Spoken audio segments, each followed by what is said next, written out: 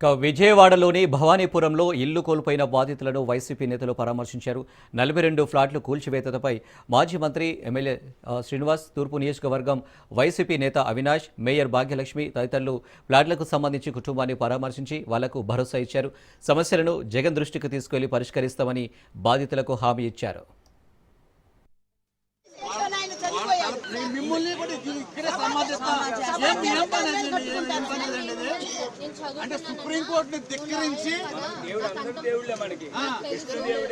ఈ land urban land ceiling కి సంబంధించినటువంటి ల్యాండ్ సొసైటీలు ఏర్పడ్డాయి, చనిపోయారు, ఫేక్ డాక్యుమెంట్లతో కబ్జా చేయాలని చెప్పని కోర్టులతో తప్పుదారి పట్టించి ఈ చట్టంలో ఉన్నటువంటి లొసుగుల్ని ఎందుకు ప్రభుత్వం సరిచేయలేకపోతుందని చెప్పని ఈ సందర్భంగా అడుగుతాను.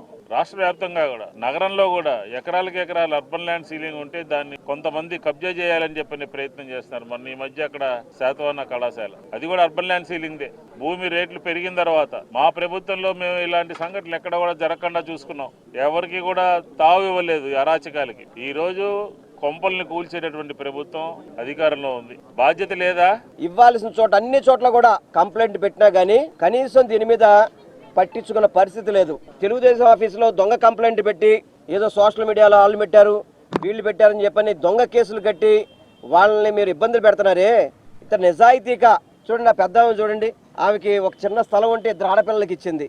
ఆడపిల్ల ఇల్లు కట్టుకుంటే ఆ ఇల్లుని దుర్మార్గంగా కూల్చేశారు. వీళ్ళకైతే కనుక బిల్డింగ్ కి బ్యాంక్ లోన్ కూడా ఉంది, రిజిస్ట్రేషన్ అయింది, కార్పొరేషన్ మున్సిపల్ ప్లాన్స్ ఉన్నాయి, పన్నులు కడుతున్నారు, కరెంట్ ఉంది, వాటర్ సప్లై ఉంది, ప్రతిదీ కూడా ఆన్ రికార్డ్ గా వీళ్ళు ఇక్కడ నివసిస్తుంటే వాళ్ళు ఏదో మేము కోర్టులో మేము ఆర్డర్ తీసుకొచ్చామని చెప్పని సుప్రీంకోర్టులో టైం ఉన్నప్పటికీ కూడా వాటిని నిర్దాక్ష్యంగా కూల్చేసి పాపం చిన్నపిల్లలు ఉన్నా కానీ వాళ్ళని బయట పడేసి వాళ్ళు చెప్తున్నారు మా ఇంట్లో కుక్క పిల్లలు అంటే వాటిని కూడా సస్యసావనండి అని చెప్పనే విధంగా పోలీస్ అధికారులు ఇష్టం వచ్చినట్టు ఎవరైతే ఈ గోండాకు సంబంధించిన కొంతమంది వీళ్ళు తాగేసి ఇష్టం వచ్చినట్టుగా వీళ్ళని బయట పంపించడమే చాలా బాధాకరం.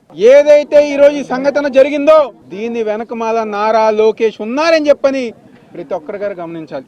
ఎవరైతే ఈ స్థానిక ఎంపీ ఉన్నారో కేసినేని చిన్ని తన సొంత మనుషులతో ఇక్కడ ఉన్న ప్రజానికం ఇబ్బంది పెట్టి బయటికి గెంటి వేసి ఈ స్థలాన్ని కబ్జా చేయాలని చెప్పిన ఆలోచన చేసిన వ్యక్తి కేసినేని చిన్ని అని చెప్పి సందర్భంగా చెప్తున్నా. నీకు నిజంగా దమ్ము ధైర్యం ఉంటే వచ్చి వీళ్ళని పలకరించు, పరామర్శించు వాళ్ళని.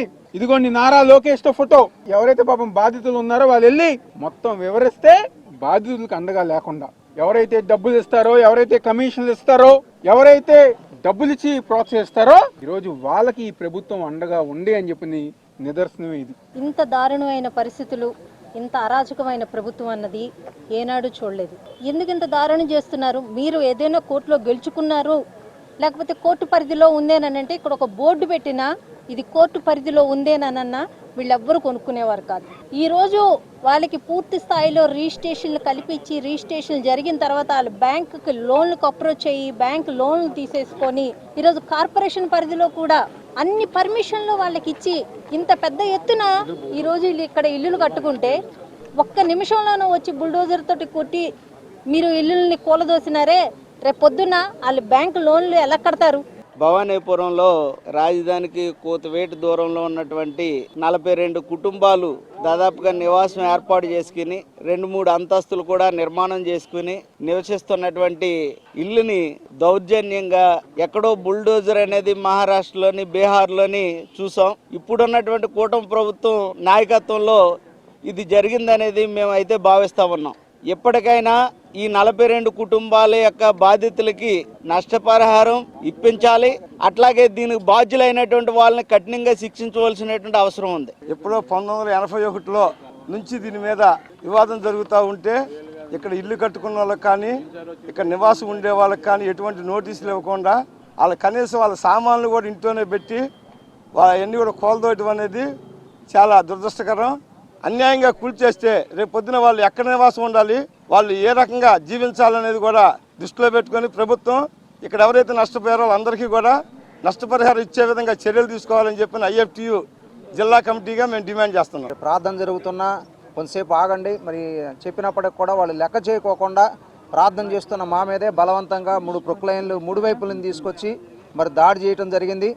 మరి ప్రార్థిస్తున్న మేము మీరు చనిపోయినా పర్వాలేదు, ఏదైనా పర్వాలా, మిమ్మల్ని సమాధి చేస్తాం, మాకు ప్రాణాలంటే లెక్కలేదు అన్నట్లుగా మాట్లాడి మరి దౌర్జన్యం చేసిన వారి మీద చర్య తీసుకోవాలి. మరి సమాజ హిత కోసమే సంఘం అనేది పనిచేస్తుంది, మరి మేలు కొరకే పనిచేస్తుంది. మరి సమాజ మేలు కొరకు పనిచేసే ఈ సంఘాన్ని మరి నిర్మాణాన్ని కూల్చిన వారి మీద చర్యలు తీసుకోవాలని మరి సేవకులందరంగా మా పక్షాన మరి ప్రభుత్వం న్యాయం జరిగించాలని కోరుతూ ఆ మాటలు ముగిస్తూ ఉన్నాను. ఈ ల్యాండ్ అర్బన్ ల్యాండ్ సీలింగ్